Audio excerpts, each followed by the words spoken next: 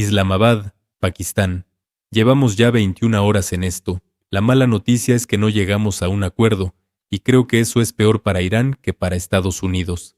Vicepresidente de Estados Unidos. Conferencia de prensa en Islamabad. ¿Qué pasó realmente en Islamabad? 21 horas de negociación.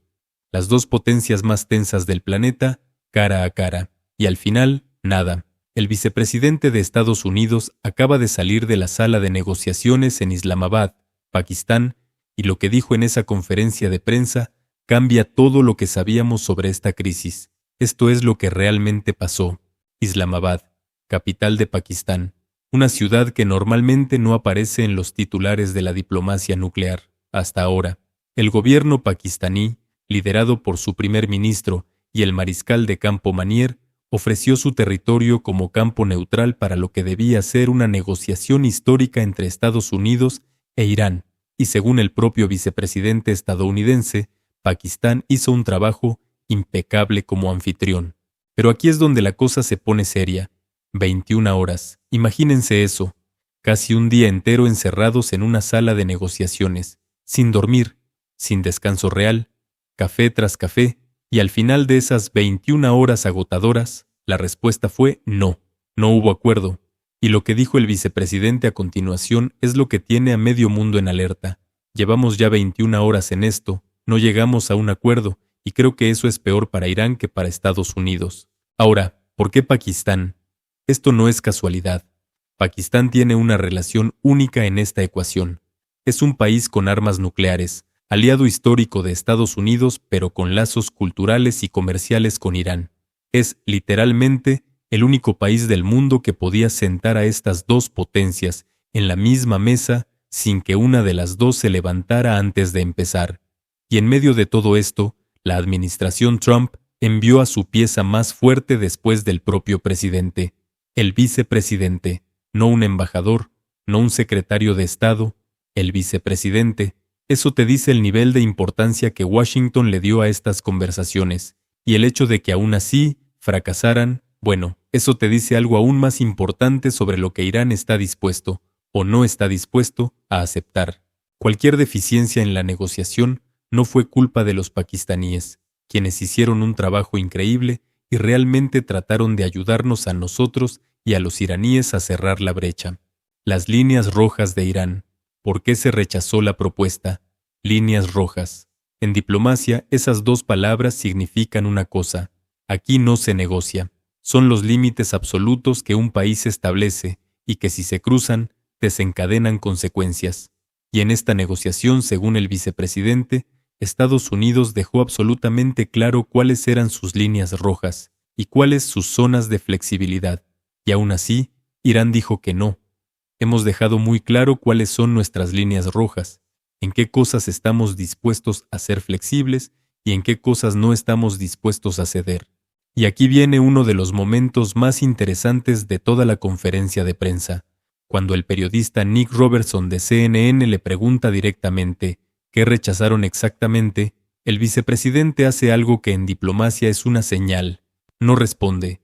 Dice, y cito textualmente, no quiero negociar en público tras negociar 21 horas en privado. Esa frase es oro puro para los analistas. ¿Por qué? Porque significa que la puerta no está cerrada del todo. Si estuviera cerrada, no tendría problema en decirlo todo. ¿Qué rechazaron exactamente? No quiero negociar en público. No entraré en detalles porque no quiero negociar en público tras negociar 21 horas en privado. Ahora, aunque el vicepresidente no quiso dar detalles, sí dejó caer pistas muy reveladoras. Sabemos que se discutieron al menos 3 grandes temas. Primero, el programa nuclear de Irán y sus instalaciones de enriquecimiento, que según afirmó, ya han sido destruidas. Segundo, las herramientas y la tecnología que podrían permitir a Irán construir un arma rápidamente. Y tercero, un compromiso a largo plazo, no de 2 años, no de 5, sino permanente, de no desarrollar armas nucleares, y es ahí donde todo se cayó. Vemos un compromiso fundamental de los iraníes de no desarrollar un arma nuclear no solo ahora, no solo en 2 años, sino a largo plazo, aún no lo hemos visto. Ahora, aunque el vicepresidente no quiso dar detalles, sí dejó caer pistas muy reveladoras. Sabemos que se discutieron al menos 3 grandes temas. Primero, el programa nuclear de Irán y sus instalaciones de enriquecimiento, que según afirmó, ya han sido destruidas. Segundo, las herramientas y la tecnología que podrían permitir a Irán construir un arma rápidamente. Y tercero, un compromiso a largo plazo, no de 2 años, no de 5, sino permanente, de no desarrollar armas nucleares. Y es ahí donde todo se cayó. Vemos un compromiso fundamental de los iraníes de no desarrollar un arma nuclear no solo ahora, no solo en 2 años, sino a largo plazo. Aún no lo hemos visto. Vamos a hablar del elefante nuclear en la sala. Según el vicepresidente, las instalaciones de enriquecimiento de uranio de Irán ya fueron destruidas. Esto es enorme. Estamos hablando de centrifugadoras avanzadas, probablemente las instalaciones de Natanz y Fordow, los 2 complejos más importantes del programa nuclear iraní. Pero, y aquí viene el pero que cambia todo, destruir las instalaciones no es lo mismo que destruir el conocimiento. Y eso es exactamente lo que preocupa a Washington. El vicepresidente usó una frase muy específica. Dijo que necesitan garantías de que Irán no buscará las herramientas que les permitirían alcanzar rápidamente un arma nuclear. ¿Qué significa eso exactamente? Estamos hablando de 3 cosas. Uranio enriquecido al 90% o más, lo que se llama grado militar. Segundo, diseños de ojivas nucleares, es decir, los planos para construir la bomba. Y tercero, misiles balísticos capaces de transportar esas ojivas. Sin estas 3 piezas del rompecabezas, incluso si Irán quisiera construir un arma nuclear, no podría hacerlo rápidamente. Pero con ellas, estamos hablando de semanas, no meses. Escuchen exactamente cómo lo dice el vicepresidente. Necesitamos ver un compromiso firme de que no buscarán un arma nuclear ni las herramientas que les permitirían alcanzar rápidamente un arma nuclear. Ese es el objetivo del presidente de Estados Unidos. Noten que no dijo, no queremos que tengan energía nuclear. No dijo, cierren todos sus programas científicos. Dijo específicamente, no busquen las herramientas para un arma. Esto es importante porque significa que Estados Unidos está dispuesto a aceptar un programa nuclear civil en Irán. Lo que no va a aceptar es la militarización de ese programa. Es una distinción sutil pero crucial. Pero hay algo que muchos pasan por alto en esta negociación. No todo fue sobre átomos y misiles. Hubo otro tema que envenenó las conversaciones, uno que se mide en miles de millones de dólares, y ese es el tema de los activos congelados de Irán. Activos financieros, el obstáculo económico para el desbloqueo. Para entender por qué esta negociación se complicó tanto, hay que entender algo de dinero. Irán tiene miles de millones de dólares congelados en bancos de todo el mundo. Estamos hablando de entre 100 y 120 mil millones de dólares que Irán no puede tocar. Este dinero fue congelado por las sanciones internacionales impuestas debido al programa nuclear iraní. Para Irán, recuperar este dinero no es solo economía, es supervivencia. Su población lo exige, su economía lo necesita, y por eso pusieron este tema sobre la mesa en Islamabad. Hablamos de todos esos temas, Jen. Simplemente no pudimos llegar a una situación en la que los iraníes estuvieran dispuestos a aceptar nuestras condiciones. Y aquí está el dilema fundamental. Irán quiere su dinero de vuelta. Estados Unidos quiere garantías nucleares permanentes, pero la administración Trump no está dispuesta a devolver esos fondos sin un compromiso vinculante e irreversible. Y los iraníes no están dispuestos a firmar un compromiso permanente sin ver el dinero primero. Es el clásico problema del huevo y la gallina, pero con armas nucleares y miles de millones de dólares. El vicepresidente insistió en que fueron bastante flexibles y bastante comprensivos, pero la flexibilidad tiene un límite. El presidente nos dijo, tienen que venir aquí de buena fe y hacer todo lo posible para conseguir un acuerdo. Eso lo hicimos y por desgracia no pudimos avanzar. Y para ponerlo en perspectiva histórica, esto no es la primera vez que el dinero bloquea una negociación nuclear con Irán.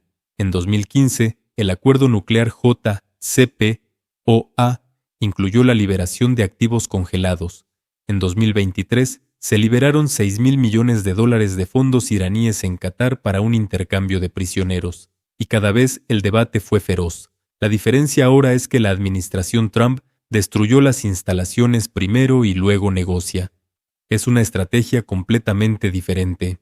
Es negociar desde una posición de fuerza absoluta. Y como dijo el propio vicepresidente, el fracaso de estas negociaciones es peor para Irán que para Estados Unidos. Coordinación con la administración. Trump. Próximos pasos diplomáticos. Mientras el vicepresidente negociaba en Islamabad, al otro lado del mundo, el presidente Trump estaba conectado en tiempo real. Según reveló el propio vicepresidente, hablaron entre media docena y una docena de veces durante las 21 horas de negociación. Eso es aproximadamente una llamada cada 2 horas. Pero no solo con Trump, también estaban en comunicación constante con el almirante Cooper, con Marco, presumiblemente Marco Rubio, secretario de Estado, con Scott Basson del Tesoro y con todo el equipo de seguridad nacional.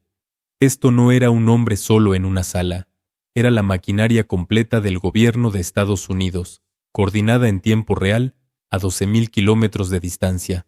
Obviamente hablábamos con el presidente de forma constante, no sé cuántas veces, media docena, una docena de veces en las últimas 20 horas.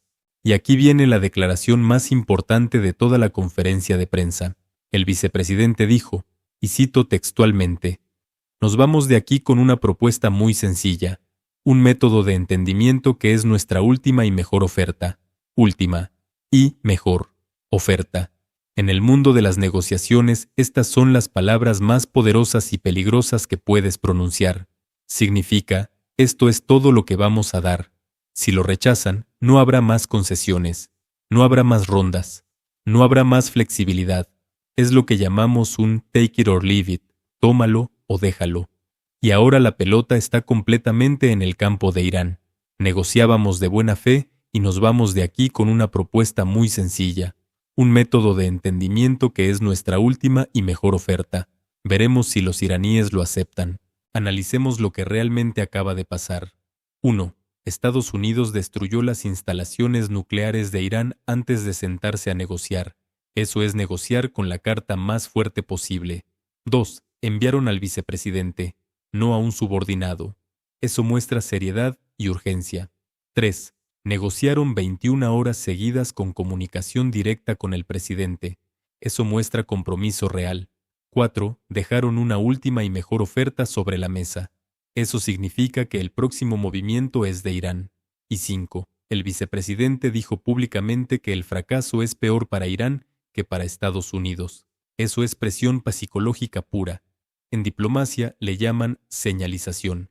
Están enviando un mensaje no solo a Irán, sino al mundo entero. Nosotros estamos listos, ellos no. Así que, ¿dónde nos deja esto?